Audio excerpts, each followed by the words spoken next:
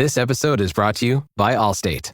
Some people just know they could save hundreds on car insurance by checking Allstate first, like you know to check the date of the big game first before you accidentally buy tickets on your 20th wedding anniversary and have to spend the next 20 years of your marriage making up for it. Yeah, checking first is smart. So check Allstate first for a quote that could save you hundreds. You're in good hands with Allstate. Savings vary. Terms apply. Allstate Fire and Casualty Insurance Company and Affiliates. Northbrook, Illinois.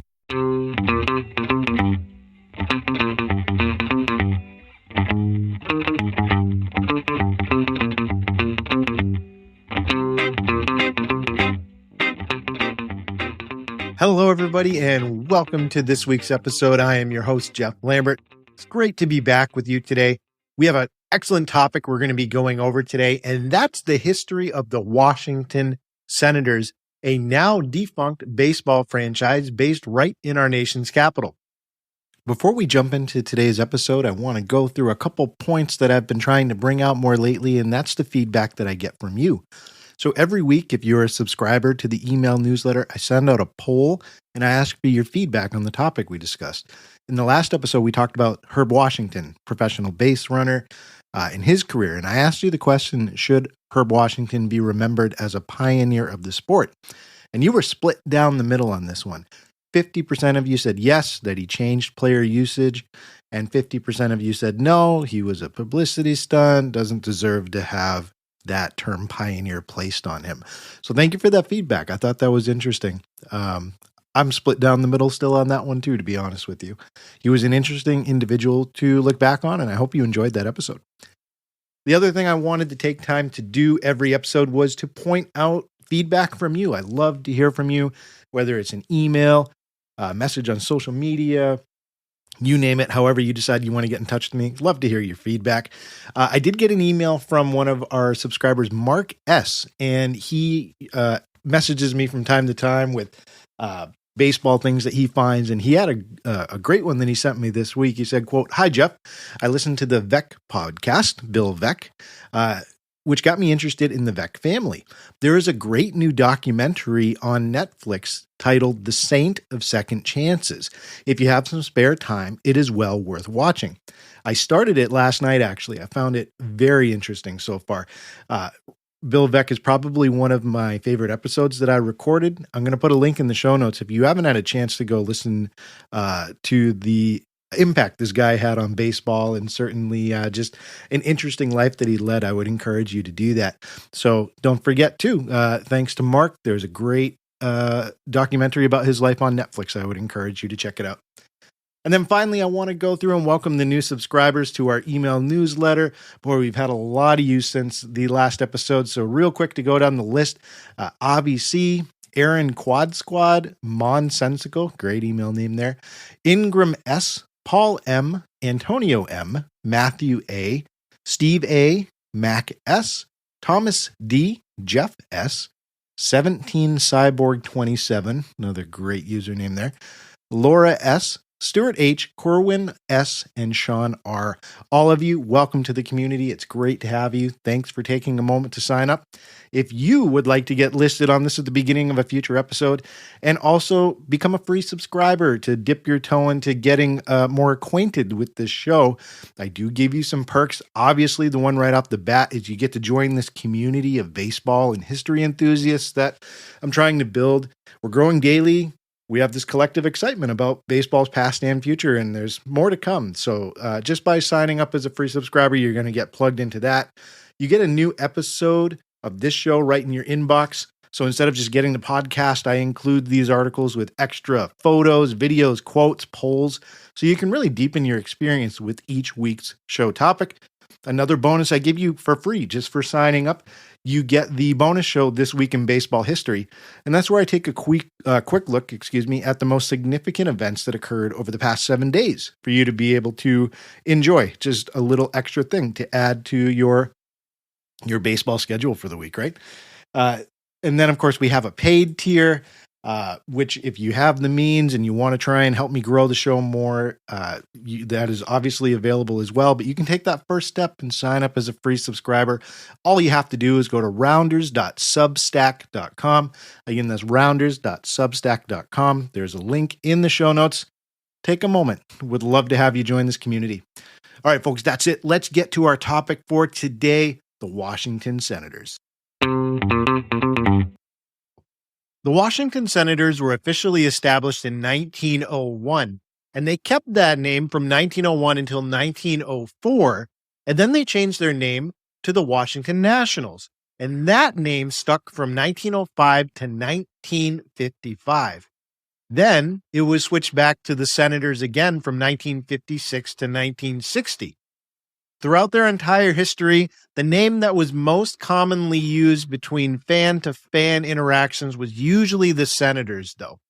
There were other nicknames that they were given. They were commonly referred to as the Nats, and they were also referred to for a short time as the Griffs, which was a reference to their manager, Clark Griffith, who was a manager for the team from 1912 to 19. So over time, the Senators moniker became synonymous with the team. The franchise was established in Washington, D.C. for one main reason, and that was because they were joining the newly established American League, which had been formed primarily by a gentleman named Ban Johnson. He was the first president of the AL. And while Johnson wasn't a direct owner of the Washington Senators, he was deeply passionate about baseball, and he saw the potential in establishing a new team in Washington, D.C. But it wasn't just because he thought that the nation's capital needed a team. This was also a strategic move on his part. See, the nation's capital obviously had symbolic importance for whichever league could place a professional team there.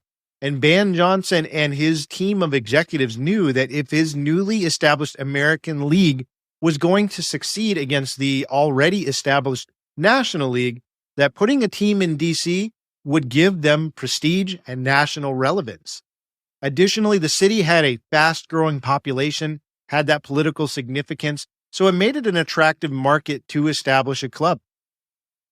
And at this point, I want to take a quick second to remember the rivalry that was very, very heated, especially early on, between the American League and the National League. These are two of the oldest and most storied leagues in baseball history. They both had this feud going on in the early 20th century when the American League was established, and it was meant to be a rival major league to the much older National League. Now, the tension rose up primarily because the American League, who again is under the leadership of Ban Johnson when it started to lure star players away from the National League teams by offering them higher salaries. And you have to remember, during this time, it wasn't uncommon to have several professional leagues that were in operation throughout the United States. So having another league wasn't necessarily a big deal in itself. The big deal was the fact that the AL was actively poaching players from the NL, and the NL did not take kindly to that.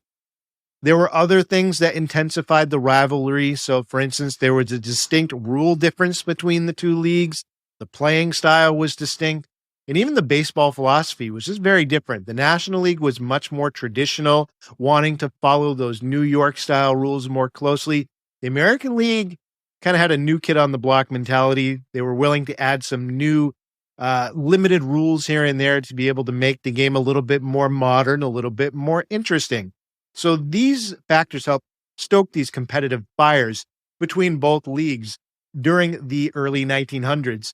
We've seen it obviously decline in recent years, and we see that they even merged together officially in the year 2000. But we can't understate the importance, the significance of the fact that these two leagues were very heated rivals for a very long time throughout their history. And that was kind of the fun, I think, of being a fan back then. So in 1901, the Senators became one of 8 charter franchises to join the American League and begin this new league's kickoff season. Now, where did the Senators play their games? Well, initially, they played their games at American League Park, which was often called National Park or Boundary Field. And this was located in Washington, D.C.'s northeastern quadrant. And it was a basic wooden ballpark, very typical of the area, able to be built up very hastily, wasn't meant to be something that was going to stand the test of time. Now, this park actually burned down in 1911, so only a 10-year span. And that fire destroyed almost all of the stadium. And it was supposedly started by a plumber's neglected blowtorch that was left on. Not a great idea to have a blowtorch around a wooden stadium. So the team took the opportunity to be able to build a new stadium, which they named Griffith Stadium, in honor of Clark Griffith, who we mentioned before was a manager for the team from 1912 to 1920. Very popular figure in Washington baseball history. So Griffith Stadium replaced American League Park, and it became a very iconic venue throughout baseball history as time went on. Now, the park was particularly known for having a very large outfield and quirky dimensions. So some of the peculiarities of this new park included, and it's a long list. So to give you an example, it had a really deep center field and it ran 421 feet from home plate. So it made it very challenging for hitters to hit home runs in that direction. Additionally, it had a really short right field line. So that was only 320 feet from home plate. So if you were a left-handed hitter, you had a distinct advantage when you were playing in this park. The stadium also had an unusually raised infield, which sloped down as it got closer to the outfield. So this was meant to be, some fans thought, or some historians think, as a home field advantage for the Senators, because if a ball was a slow roller, because of the downward pitch, it could keep going a little bit further than other stadiums might allow because of that just slightly lowered terrain as the ball went further and further through the infield. The stadium also had very odd angles along its walls. So the outfield walls weren't uniformly shaped all the way around like a traditional baseball field would have. So outfielders had to navigate very awkward spots when they were tracking fly balls or going after potential home runs. And this made fielding very tricky in this stadium, especially if you were a visiting player from a visiting team and you were unfamiliar with the idiosyncrasies of this park. In addition to that, there were obstructions that you had to deal with if you were a fielder. So in center field, the outfield wall cut in like a triangle at one point. And that was because of the fact that there was a huge tree on the other side that they couldn't cut down. So they had the wall cut inwards to go around it. Now, why wouldn't they cut down the tree? It's an interesting story, actually. There were 5 houses that were located behind center field where Griffith Stadium were built, and the owners refused to sell their properties. So the stadium built around their yards and that tree, which was on their property. Now, the stadium was also a hub for significant cultural events of the time period. There were concerts there. Other sports hosted their events there as well. It was surrounded by a vibrant African-American neighborhood, actually, for the time period. So it became a focal point for Negro League games during this time. The Homestead Grays actually played many of their games in Griffith Stadium. There were 2 Negro League World Series events that were held there. And the Washington Redskins actually played their football games there for 24 seasons from the beginning of their history. So Griffith Stadium, long and storied landmark during Washington Senators' time and just for the city overall. So the first few seasons where the Senators were challenging, to say the least. Their inaugural season in 1901, they finished at the bottom of the league with a 61-72 record. And the subsequent seasons were not much better. The team really struggled at times to climb out of the league's lower ranks for that first decade. And in fact, the 1904 Senators lost 113 games. But these initial years were crucial in establishing baseball culture in the city, and it laid the foundation for their future success. You had players like Big Ed Delahanty. You had a talented young pitcher named Walter Johnson show up on the scene as we get to the end of the early 1900s. And this provided these little moments of brilliance and pointed to there could be good times ahead for this new baseball franchise. Let's talk about the emergence of a young core for the Senators as about 10 years into their history. So the Senators were not particularly successful on the field during that first 10 years of their existence. However, their fortunes began to change thanks to the introduction of several young and promising players. And at the top of that list was a notable young pitcher named Walter Johnson. Johnson was from rural Kansas. He was 19 years old when he made his debut for the Senators. He had a unique sidearm delivery and this unprecedented speed on his fastball, and he quickly became a sensation in the baseball world. Now, Johnson's abilities on the field became evident almost immediately once he took the mound for the Senators. To give you an example, in 1910, that's his second year in the league, he showcased his potential by striking out 313 batters that season, and he secured an ERA of just 1.36. He played for another 21 years, and he earned the nickname Big Train. And if you look at the end of his career, he clinched 417 wins, and he struck out an astounding 3,508 batters. So his records in the major league stood unchallenged for the most part for over half a century after his time. And he obviously is cemented as one of the game's greatest pitchers. And he did it all for the Washington Senators. So he was a big reason why the club started to improve. And the Senators' trajectory took a positive turn when Clark Griffith, who was a former star pitcher for the American Association, he was brought on to be a manager for the club in 1912. And he was very successful at the job. He brought a wealth of expertise and information to the club, and he made pivotal decisions when they mattered, not only on the field, but also in relation to player personnel decisions. So Griffith stayed as manager from 1912 to 1920, but he wanted to take things further because he was frustrated as the club's leader because he saw an ownership group that wasn't willing to spend money like they should be to build a winning squad. So, discontent with that team's management, Griffith acquired a controlling stake in the Senators, bought his way in, and that move really ended up saving the franchise because he was able to build them into a dynasty during the 1920s and 30s that really made them one of the top clubs in the league. So going from manager to owner was a good thing for this club early on when they were really struggling to make themselves known and established. So under the leadership of 27-year-old player manager Bucky Harris, who Griffith brought on to lead the team, the Senators clinched their first American League pennant in 1924. And they did it with a roster of young guys like Goose Goslin, Sam Rice, and of course, Walter Johnson, who led the team all the way to the World Series against the New York Giants.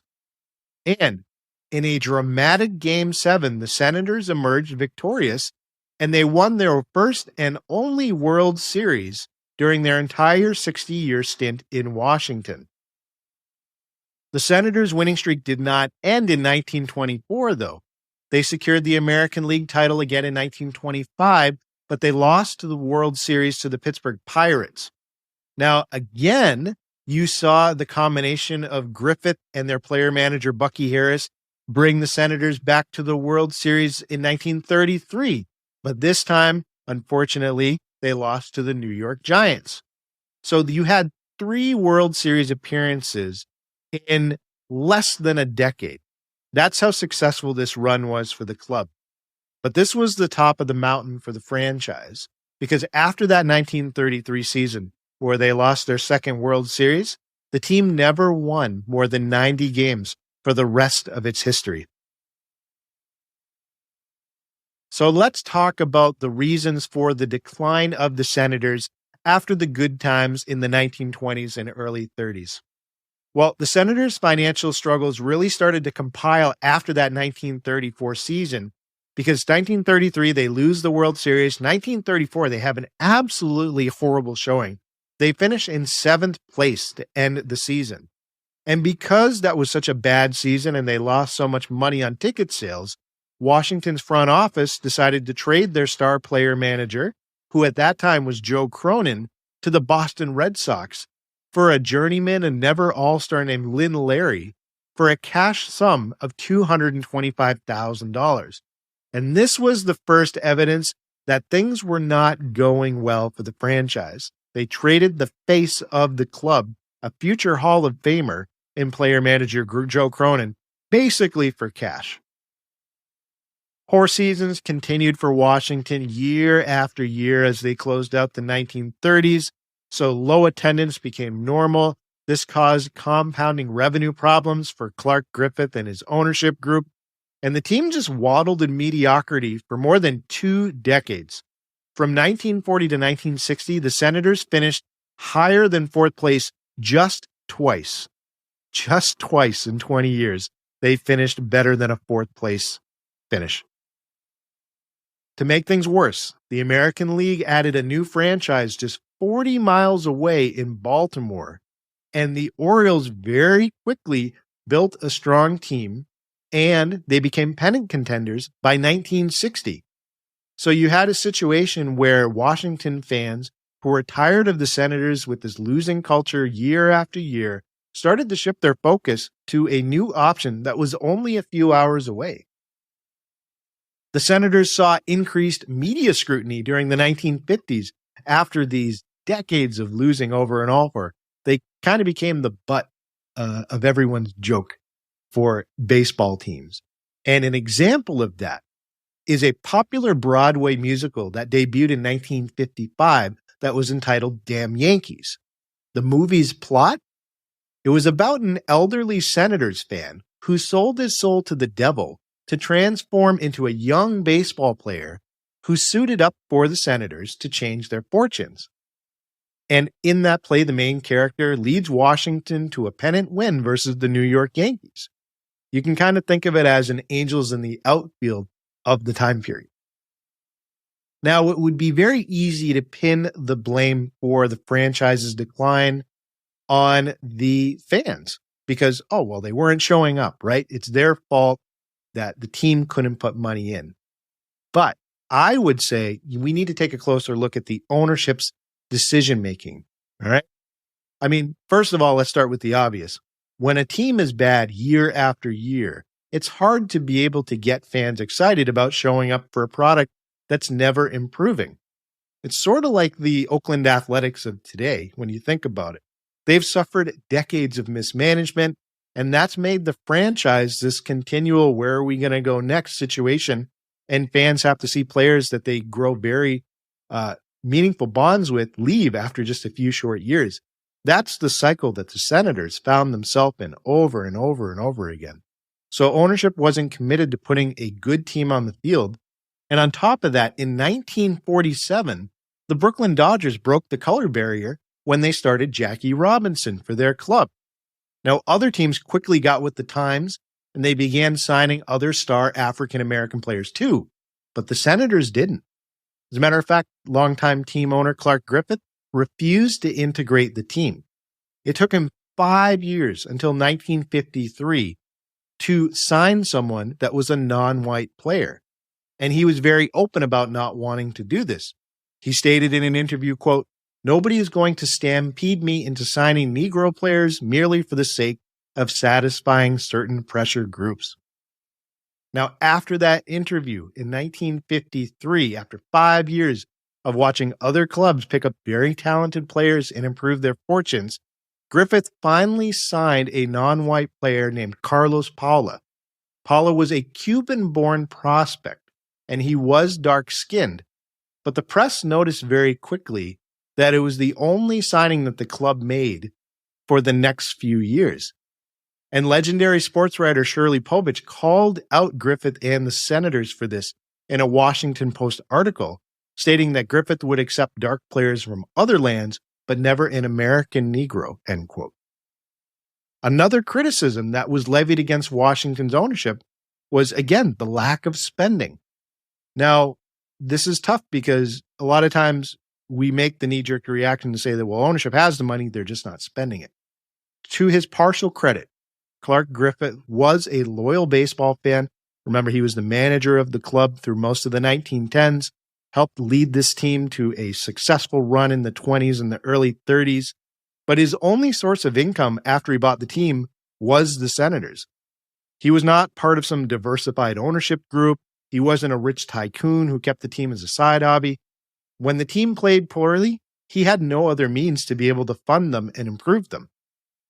Griffith's wife, Addie, stated in an interview after he died that, quote, he never had any money to spend. It was always throwing money into the club, every cent we had, end quote. So who's to blame for the perpetual decline of the Senators? I think, obviously, Griffith made some bad management decisions year after year. But then you could also stop and say, well, he was spending what he had. It just wasn't much. And that in itself caused problems too. So, after Clark Griffith died, he passed away in 1955. Some were wondering what was going to happen to the club. Because one thing you could count on Griffith for, even if the team wasn't good, he loved the Senators/Nationals and would never move them from the city. But let's be honest, all good things do come to an end when you're in a shaky situation like the Senators found themselves in talent-wise. So after he died, he left the club to his nephew and adopted son, Calvin Griffith, who took over as the team's president. And from the start, it was quite evident to the media and the fans that this was not going to be the same approach that his uncle had when it came to running this squad. There were signs of relocation that started popping up almost immediately after Calvin took over. For instance, Calvin started being very public with the press about how other team owners were telling him how tired they were of taking their clubs down to play in Washington, D.C. in front of small crowds. He sold Griffith Stadium to the city for a really cheap price and then leased it back. And that might seem like an innocent business decision at first glance, but keep in mind, this was a common move that occurred before other teams had pulled up stakes in years before. The owners of the Braves, the Browns, and the Athletics had all done this stadium sell and lease to the city before relocating their franchises. So obviously, Senators fans saw this move as suspect.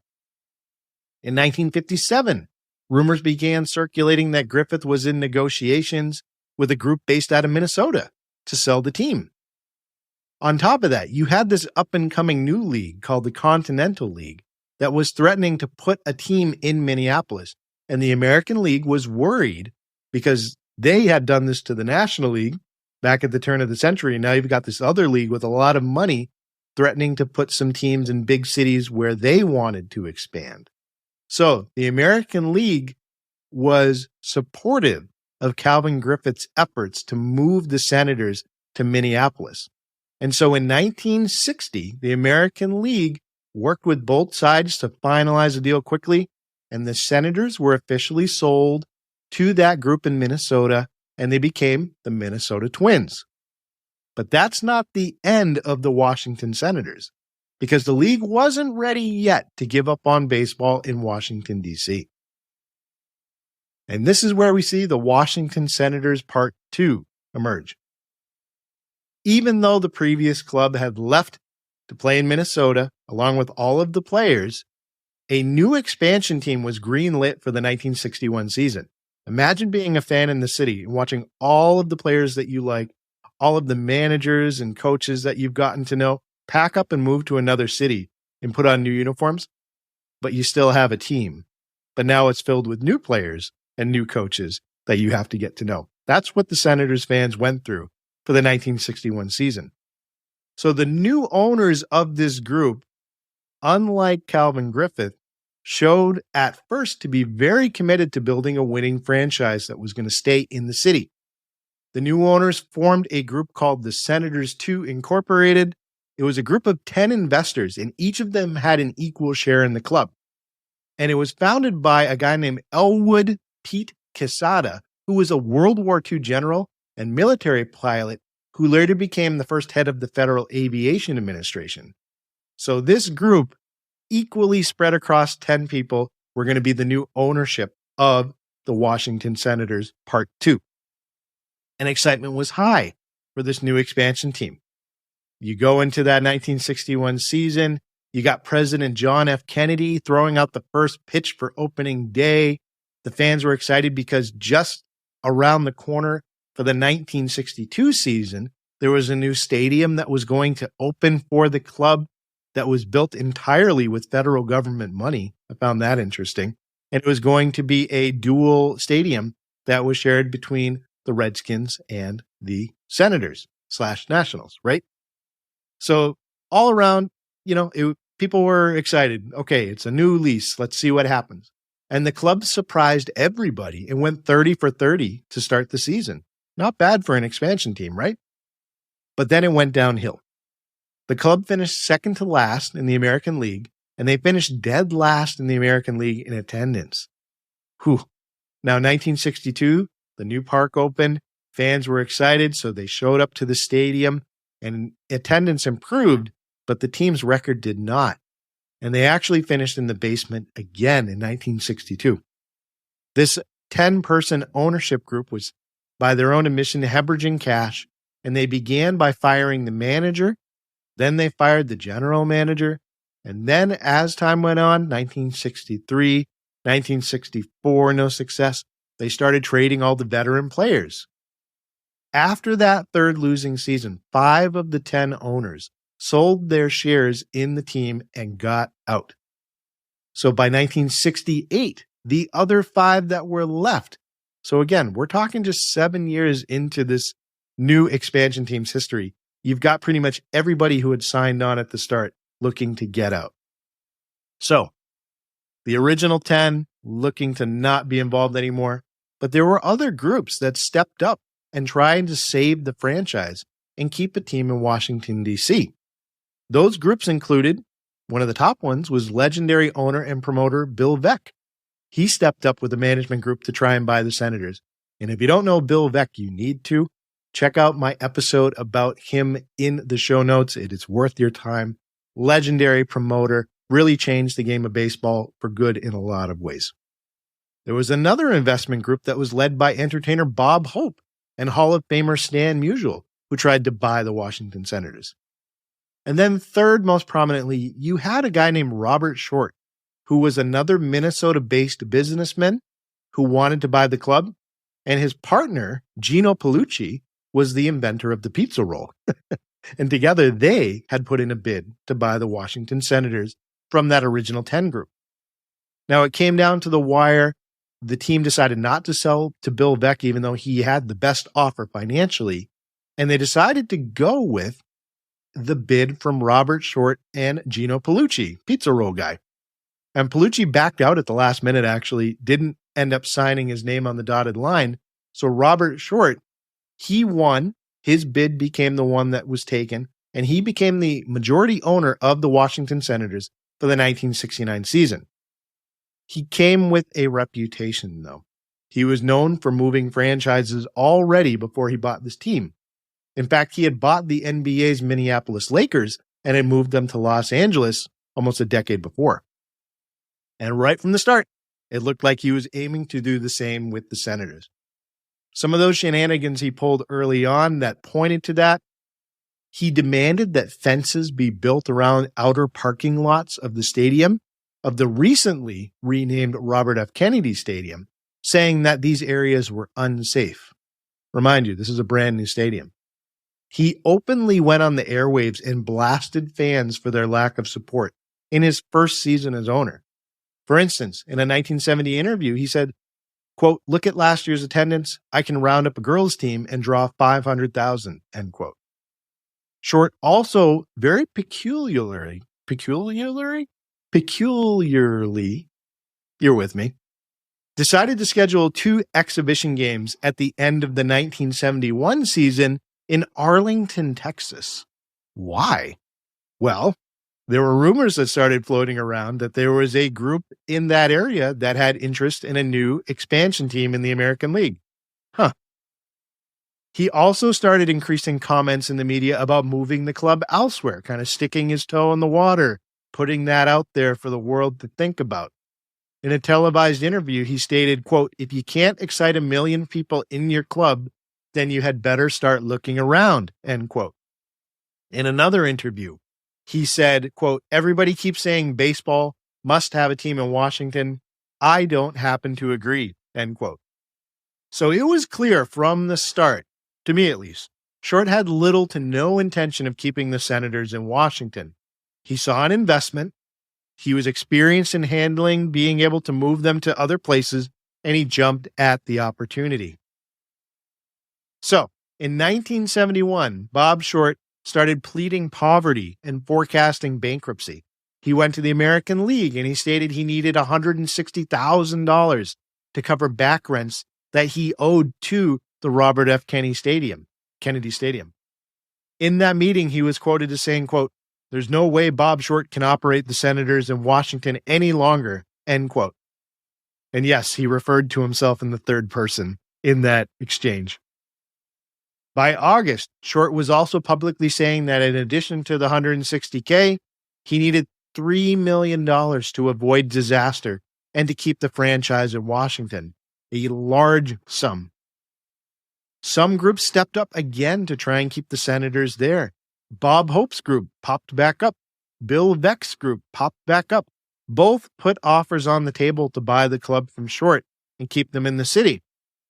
After those offers came in, Short, again, very suspiciously said, "I need more than $3 million.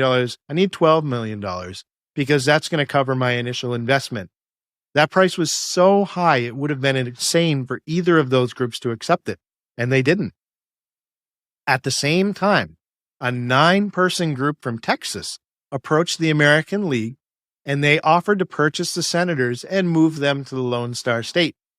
Short was ready to go. He openly supported the idea, and he had even prepared an exhaustive report that he gave to the American League that must have taken months to make over time. But yet he had it ready. Peculiar timing again. He was very, very much pushing for Texas as being the best option. And the American League eventually accepted this bid. And the second version of the Washington Senators moved to Texas, becoming the Rangers for the 1972 season. Short walked away with $7.5 million from that deal. And fans and media figures blasted him for that move. The Sporting News wrote a scathing article on his ownership of the Senators, and this is one of my favorite lines from that article that said, quote, "For acquiring mountainous debts he couldn't pay, for jacking ticket prices to the highest level in baseball, for bungling his self-appointed task as an amateur general manager, and for pleading poverty and begging his landlord to bail him out, Short has been miraculously rewarded," end quote. President Nixon, who was a devoted baseball fan and supporter of the Senators at the time, stated, quote, "Short is a jerk. I sat behind him at games, and I can tell you, moaning and all the time," end quote. Several members of Congress were upset. They called for hearings to investigate Short's finances. They introduced bills to revoke baseball's exemption from antitrust laws, but nothing ever came of those efforts. On top of that, in 1973, which was just a year after Short cashed out, 2 guys, economists, baseball fans from the Brookings Institution, used data Short had provided in those financial reports. They did a study and concluded that Short spent just $1,000 of his own money to buy the Senators the first time around. He borrowed the rest of it from other individuals and never paid it back. So he bought the Senators essentially for $1,000 and left with $7.5 million. So the story of the Senators came to an end. 2 clubs based in Washington both went to other cities, Minnesota and Texas. What happened to Washington baseball after that second group left? Well, look, the city went without a baseball team until 2005, when the Montreal Expos were moved to the city and they became, again, the Washington Nationals. And there was a lot of conversation. Should we name them the Senators? Should we name them the Nationals? The team Nationals won out that name over the Senators, mainly because it was not as specific, that it didn't align with just the term senators. You have other government officials in DC. So the term nationals was chosen because it was a bit more all-inclusive. So since that time, since the Nationals made their re-debut in the city, the Nats have been great. They've won a National League East wildcard berth. They've won 4 National League East division titles. They've won a National League pennant, and they won a World Series title. Now, being a Nationals fan over the past 120 years, it must be a continuous exercise in hope and then unavoidable frustration. And the city has long deserved to have success and sustainability that it now has with the current franchise. And I hope it stays that way because this team continues to seem to enjoy that stability and the city deserves that. Just keep Bob Short's family and descendants away from the front office and you should be fine, Washington. Folks, thank you for joining me for another episode. It was great jumping into another team autopsy with you. If you haven't already, take a minute and sign up for our weekly newsletter. It's free. You get a bonus episode called This Week in Baseball History. All you have to do is go to rounders.substack.com to sign up. If you have the financial means and you'd like even more perks, consider signing up for a monthly paid plan as well. But overall, thank you for making this a part of your week. It's been great to spend time with you. And remember, there are only 2 seasons, winter and baseball. See you next time.